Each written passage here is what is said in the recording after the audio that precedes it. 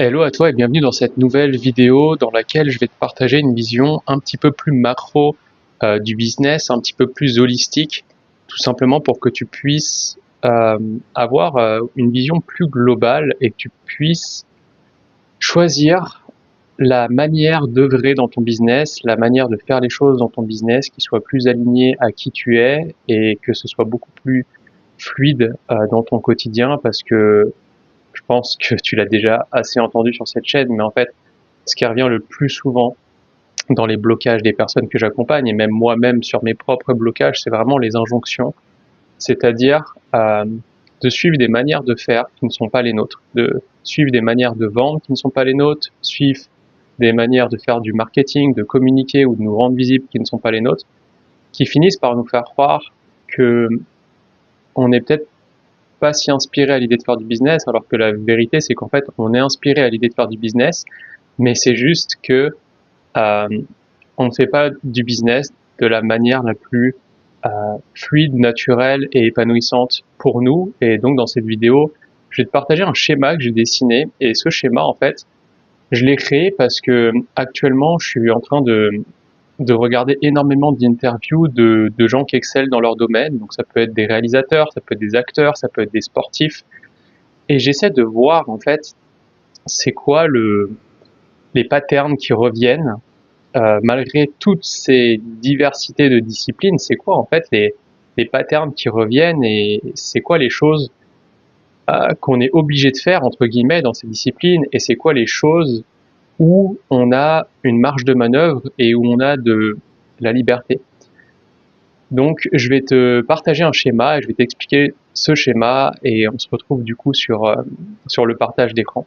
Nous revoilà du coup sur le schéma que j'ai pu extraire de tout ce que j'ai pu voir finalement chez les personnes que j'ai écoutées dans ces interviews qui ont excellé dans leur domaine. Et mon but à travers ce modèle, c'était de faire un parallèle avec le business en ligne pour que tu puisses à ton tour trouver un alignement en fait dans ton entreprise, un peu comme ces personnes l'ont trouvé dans leur domaine dans lequel ils ont excellé et dans lequel ils s'épanouissent. Ce que j'ai pu remarquer, c'est que finalement, il y a une contrainte pour eux aussi dans leur domaine. C'est-à-dire que si on prend par exemple Cristiano Ronaldo dans le football, Cristiano Ronaldo n'a pas réinventé les règles du football. Il a juste compris les règles et il se les est réappropriées selon qui il est. Si on prend Mozart dans la musique, c'est pareil. Il n'a pas réinventé les notes de musique, il a juste compris ses règles et il se les est réappropriées selon qui il est, selon son style, selon ses forces naturelles. Et en fait, c'est un peu pareil dans le business en ligne, finalement. Tu vas avoir des règles immuables, des principes immuables auxquels tu ne pourras pas déroger et donc qui seront fixes et ce sera une forme de contrainte. Par exemple, dans le business en ligne, tu vas avoir la contrainte de te rendre visible. Tu n'as pas le choix de te rendre visible pour créer un business en ligne. Maintenant, dans le fait de se rendre visible, tu as 1 million de façons de te rendre visible et c'est là en fait que va venir tout ce qui est attrait au cercle de la connaissance. Pour te rendre visible, tu peux être sur des réseaux sociaux, tu peux être en présentiel dans des événements, tu peux même dans la visibilité ne pas te montrer. C'est-à-dire que moi j'ai vu des gens avoir un business en ligne sur Instagram par exemple, ne pas montrer leur visage, donc ils se rendent visibles mais sans se montrer physiquement et pour autant ils arrivent quand même à avoir des clients. Mais en tout cas, il y aura forcément une obligation, donc une injonction même je dirais, un devoir de se rendre visible si tu fais du business en ligne.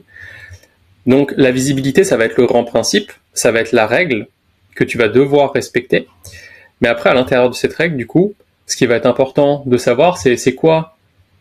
toutes les manières de se rendre visible dans le business qui existent, c'est quoi les avantages et les inconvénients de chaque manière, et ensuite, en fonction de ces avantages et ces inconvénients et tout ce que je sais dans ce domaine-là, qu'est-ce que je choisis de faire par rapport à qui je suis, à mes envies, à mes besoins, à mes préférences, mes forces naturelles, mes compétences et mon contexte de vie. Si je te donne un exemple, pourquoi en fait c'est important d'avoir les avantages et les inconvénients? Parce que si tu vois que les avantages d'une façon de faire et si tu vois que les inconvénients d'une autre façon de faire, en fait tu vas te couper de ce que tu as envie. Admettons qu'aujourd'hui tu es une personne qui se rend visible sur Instagram et que tu la trouves incroyable cette personne et que tu la mets sur un piédestal, tu vas commencer à croire que la seule manière de te rendre visible c'est Instagram, alors que toi, ça se trouve, tu as envie de faire autre chose. Mais comme tu vois que les avantages d'être visible via Instagram sans voir les inconvénients, en fait, tu vas peut-être te couper d'aller sur YouTube alors que toi, tu as envie d'aller sur YouTube parce que tu vois cette personne être sur Instagram. Donc, c'est important, en fait, d'avoir toutes les connaissances pour que tu puisses choisir en conscience et que tu choisisses quelque chose qui est aligné à ton identité, ton contexte, etc. Donc dans la partie haute, je l'ai pas dit, mais donc ça va être vraiment une partie fixe et contrainte. Et dans la partie basse, ça va être une partie modulable où tu auras de la liberté. Donc en termes de connaissances et en termes de choix par rapport à la connaissance que tu as via ton identité. Je te redonne un autre exemple, par exemple dans la vente. Dans la vente, tu peux faire des appels de vente, tu peux faire des pages de vente, tu peux te montrer en présentiel et parler de ton produit. Tu as une infinité de possibilités de vendre. Mais si pour chacune de ces possibilités, tu ne vois pas les avantages et les inconvénients, par exemple que tu vois que les avantages d'une et que les inconvénients de l'autre, tu vas commencer à en mettre une sur un piédestal et tu vas finir par te couper d'une manière de faire qui serait peut-être la tienne, où tu vois que les inconvénients. Et je trouve que en fait, ce modèle-là, il est parfait pour avoir une compréhension globale, en fait. C'est-à-dire que finalement, il y aura toujours des règles à respecter, des connaissances à avoir avec avantages et inconvénients, après un choix conscient à faire par rapport à qui tu es et ce que tu veux dans. Et au final, ce que j'ai pu remarquer, c'est que 99% des blocages chez les entrepreneurs vient d'un conflit entre le cercle de droite, donc ce qu'ils ont profondément envie de faire par rapport à leur identité et par rapport à qui ils sont, et un déséquilibre dans la perception du cercle de gauche par rapport à la manière de se rendre visible ou la manière de vendre. Si je devais donner un exemple concret, c'est par exemple, tu as envie de lancer une offre, tu as profondément envie de lancer cette offre,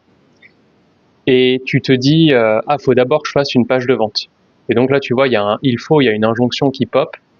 et en fait, il faut d'abord que je fasse une page de vente vient forcément d'une personne à laquelle tu te compares, qui a une façon de vendre par page de vente que tu mets sur un piédestal en te disant la page de vente c'est mieux, moi ce que j'ai envie de faire en termes de façon de vendre c'est moins bien, donc il faut que je fasse une page de vente. Résultat, qu'est-ce que tu vas faire? Tu vas mettre créer ma page de vente dans ta to-do list, ça va rester 2 à 3 semaines dans ta to-do list, pendant 2 à 3 semaines tu vas procrastiner de faire ta page de vente, tu vas commencer à douter de toi, tu vas commencer à te dire que t'es nul, que tu passes pas à l'action, etc. Alors qu'en fait, c'est pas que t'es nul ou que tu passes pas à l'action ou même que ton business il est pas important pour toi, c'est juste que tu viens d'injecter la manière de vendre d'une autre personne qui n'est pas la tienne parce que tu vois que les bénéfices de sa manière de vendre à elle et tu vois que les inconvénients de la manière de vendre que toi t'aimerais adopter, que toi t'aimerais faire. Donc le but, c'est pas de commencer à t'auto-discipliner, à te mettre des rappels et à boire 6 cafés par jour pour pouvoir faire ta page de vente, mais c'est plutôt de te demander c'est quoi l'intention derrière le fait de faire ma page de vente et comment je peux remplir cette même intention d'une manière plus fluide et plus alignée pour moi. Voilà pour cette vidéo. Comme d'habitude, le but c'est toujours de t'apporter une vision plus globale, plus macro. Je vais faire de plus en plus de vidéos où je fais des parallèles avec des personnes qui excellent dans leur domaine pour le mettre sur le thème du business en ligne parce que je pense que au final on peut retirer des patterns qui reviennent de tous les domaines et les intégrer au même domaine. Je pense que tout fonctionne à peu près de la même manière. En tout cas, j'aime cette idée-là et donc ça me passionne de faire ça. J'espère que cette vidéo t'aura permis de comprendre des choses, t'aura encore apporté certaines informations que tu n'avais pas. Comme d'habitude, je te mets les liens pour travailler avec moi en description. N'hésite pas à me dire ce que tu as pensé de cette vidéo et ce qui a résonné dans les commentaires. Et je te dis à bientôt pour une prochaine vidéo.